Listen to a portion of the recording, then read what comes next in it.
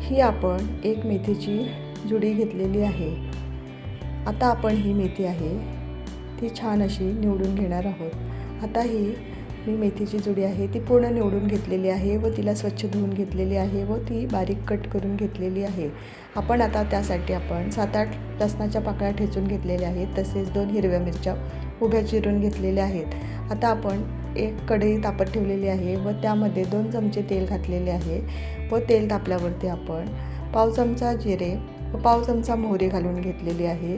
ती छान तडतडली की आपण त्यामध्ये पाव चमचा हिंग घालून घेतलेला आहे व आपण त्यानंतर त्यामध्ये ठेचलेला लसूण आणि बारीक चिरलेली मिरची घालून छान परतून घेतलेली आहे व त्यामध्ये पाव चमचा हळद घालून घेतलेली आहे।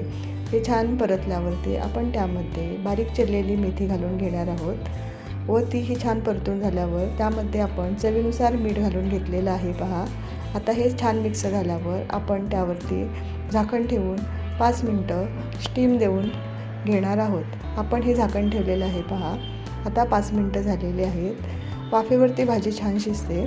आता ही बघा छान वाफून झालेली आहे। त्यामध्ये आपण आता 2 चमचे शेंगदाण्याचे कूट घालून घेणार आहोत।